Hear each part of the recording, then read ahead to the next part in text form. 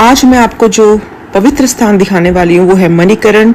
बहुत ही पवित्र है, बहुत ही प्यारा है, देखने का मन करता है। अगर आप मनाली की साइड आए तो इसको मिस बिल्कुल मत कीजिए, क्योंकि अगर मनाली आके चले जाएंगे तो आपके मन में हमेशा मनाल रहेगा कि मणिकरण क्यों नहीं गए।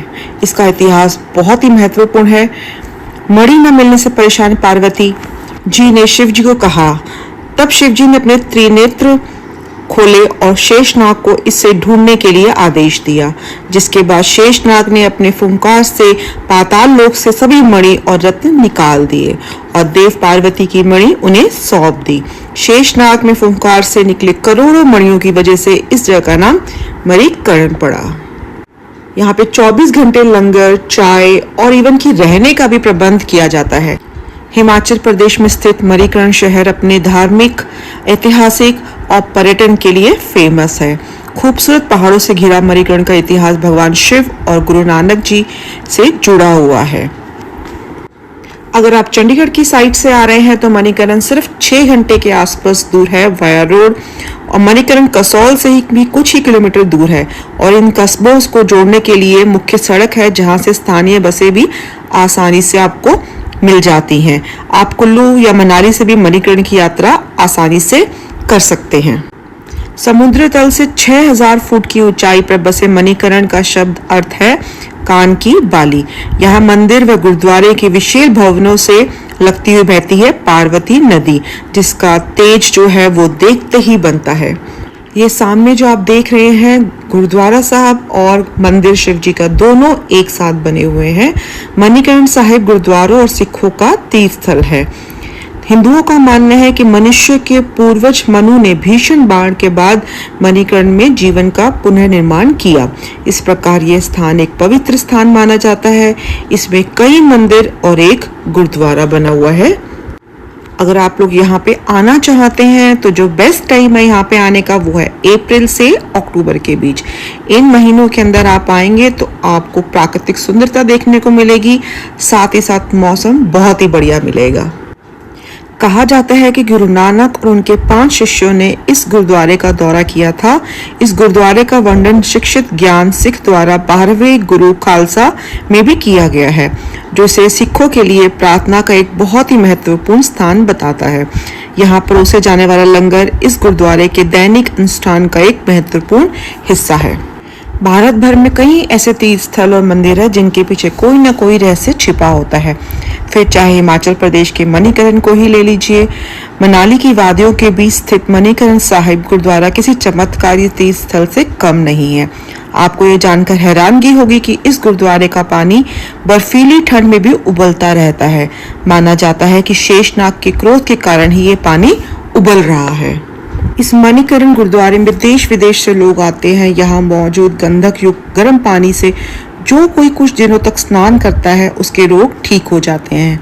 ऐसा कहा जाता है कि यह पहला स्थान है जहाँ गुरु नानक देव जी ने ध्यान किया और महान चमत्कार भी यहीं किए थे।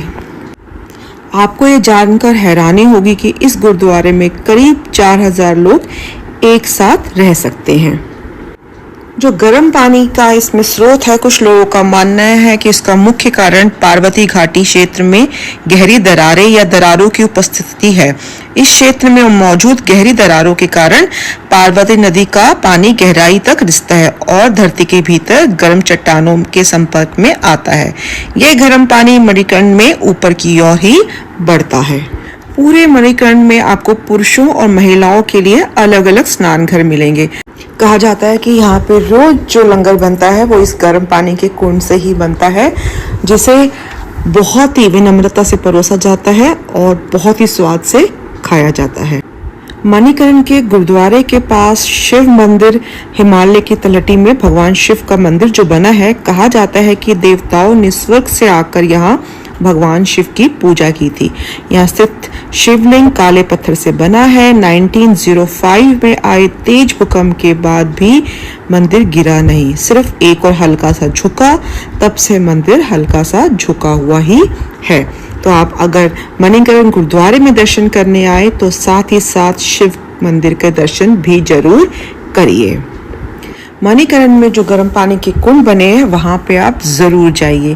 कड़ाके की सर्दी में बिना किसी गीज़र के यहाँ इतना गर्म पानी निकलता है कि आप उसमें चावल, दाल और कोई भी चीज़ इजीली बहुत ही जल्दी बना सकते हैं।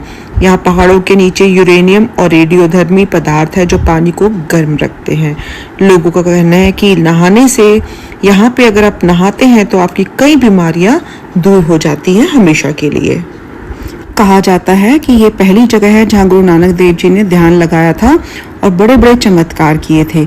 उनके शिष्य मर्दाना को भूख लगी थी लेकिन भोजन नहीं था, इसलिए गुरु नानक जी ने उनको लंगर के लिए भोजन एकत्र करने के लिए भेजा। लोगों ने रोटियां बनाने के लिए आटे को दान में दिया। सामग्री होने के बावजूद भी वे लोग आग न होने की वजह से भोजन बनाने में असमर्थ थे। इसके बाद गुरु नानक देव जी ने मर्दाना को एक पत्थर उठाने के लिए कहा और ऐसा करते ही वहां से गर्म पानी का एक चश्मा निकल गया। इसी चश्मे के उबलते पानी का इस्तेमाल आज भी गुरुद्वारे में रोटी, चावल, दाल आदि पकाने के लिए, लंगर बनाने के लिए किया जाता है। इसके अलावा दर्शन के लिए आए पर्यटकों को सफ़ेद कपड़े की पोटलियों में चावल धागे से बांधकर बेचे जाते हैं। मान्यता है कि जो नवविवाहित जोड़े इकट्ठे धागा पकड़कर चावल उबालते हैं उन्हें सुखद वैवाहिक जीवन का आशीर्वाद यहाँ से मिलता है।